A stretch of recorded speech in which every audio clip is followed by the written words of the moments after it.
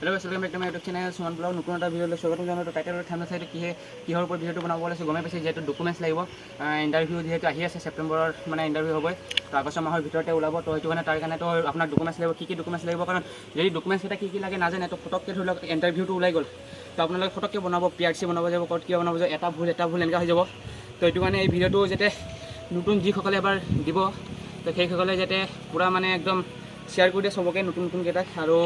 যিসকলে জানে সেইকেইটাও চাব কমেণ্ট কৰিব হৈছেনে নাই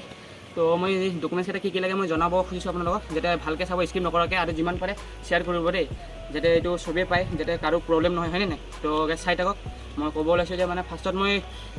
গাইজ আপোনালোকে যদি এপ্লাই কৰিব খোজে মানে যেতিয়া দোকানত যাব এপ্লাই কৰিব খুজিব তেতিয়া আপোনাক লাগিব মেট্ৰিকৰ এডমিটখন আৰু মেট্ৰিকৰ এডমিটখনত যদি ডেট অফ বাৰ্থটো দিয়া নাথাকে তো তেতিয়া আপোনালোকৰ চাৰ্টিফিকেটখন দিলেও হ'ব তাৰ মেট্ৰিকৰ চাৰ্টিফিকেটখন দিও এপ্লাই হৈ যাব তো এইখিনি কথাটো গম পালে তাৰপিছত আপোনালোকৰ কোনটো পোষ্টত কিমান কোৱালিফিকেশ্যন লাগিব তো সেইটোও কৈ দিওঁ এবিত লাগিব আপোনাৰ 10 পাছৰ চাৰ্টিফিকেট দি এপ্লাই কৰিব পাৰিব আৰু ইউবিত আপুনি 12 পাছ হাই ছেকেণ্ডেৰী পাছ লাগিব আৰু SI বা কামাণ্ডো SI এইবিলাকত পষ্ট কৰিবৰ কাৰণে গ্ৰেজুৱেশ্যন লাগিব গ্ৰেজুৱেশ্যনৰ চাৰ্টিফিকেট আৰু এডমিট হ'লে একদম এপ্লাই কৰিব পাৰিব তো এইখিনি কথা ক্লিয়াৰ হৈ গ'ল তো এতিয়া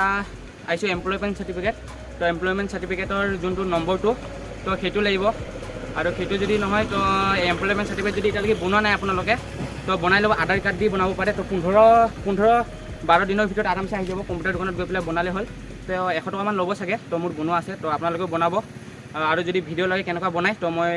বনাব চেষ্টা কৰিম ভিডিঅ' তো কমেণ্ট ছেকশ্যন কমেণ্ট কৰি জনাব তাৰপিছত এইটো হৈ গ'ল এমপ্লয়মেণ্ট চাৰ্টিফিকেটটো হৈ গ'ল তাৰপিছত আপোনাৰ লাগিব ৰেচিডেণ্ট চাৰ্টিফিকেট যিহেতু ৰেচিডেণ্ট চাৰ্টিফিকেটৰ আপোনাক লাগিব যিকোনো এটা licence voter ID PAN card যি হওক আপোনালোকে এটা দি হ'লেও মানে এপ্লাই কৰিব পাৰিব তো আৰামছে এইটো দি দিব ৰেচিডেণ্ট চাৰ্টিফিকেটটো হৈ গ'ল তো আপোনালোকৰ মেইন কথা হ'ল PRC বাৰু এপ্লাই কৰোঁতে নালাগে বাট ওলাই থ'লে ভাল আৰু ন তো যিহেতু কেতিয়া লাগে কি ঠিক কোনো গম নাপায় তো এতিয়াও লাগিব পাৰে বা পিছতো লাগিব পাৰে তো এইটো কাৰণে PRCখন মোৰো ওলোৱা নাই এইবাৰ ফৰ্ম হ'ব পুলিচত তো এইটো কাৰণে ওলাব লাগিব ময়ো PRCখন ওলাম বৰ্ডত গৈ পেলাই তো যদি পাৰোঁ ভিডিঅ' বনাম নহ'লে আৰু কেনেকুৱা কি চব দেখাই থাকিম চাই দিব আপোনাৰ চ' গাইজ PRCখন হৈ গ'ল PRCৰ কথা হৈ গ'ল তো কেনেকুৱা কৰিব পাৰে মই যদি পাৰোঁ কৈ দিম তো তাৰপিছত আপোনালোকৰ যদি হোমগাৰ্ডৰ কিবা চাৰ্টিফিকেট আছে বা চাৰ্টিফিকেট আছে তেতিয়াও আপোনালোকে পাব NCC C certificate B certificate নে ইমানকৈ নাজানো NCCৰ বিষয়ে তো যোনে জানে ক'ব এই দুটা চাৰ্টিফিকেটৰ যদি আছে তো তেতিয়া সিহঁতে মানে আৰু অলপ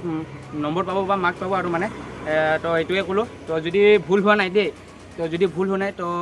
ক'ব কমেণ্ট কৰি জনাব ভাল লাগিল নে কেনেকুৱা লাগিল আৰু যদি ভুল হৈছে তেতিয়াও ক'ব কাৰণ ভুল হ'লে শিকে ন মানুহে তো এইটো কাৰণে তো বাকী নেক্সট ব্লগত লগ পাম ভিডিঅ'টো চাই কেনেকুৱা লাগিলে কমেণ্ট কৰি জনাব আৰু যদি নতুনকৈ ছাবস্ক্ৰাইব কৰিব তো পূৰা ঘামি গ'লোঁ তো যাওঁ আৰু বাই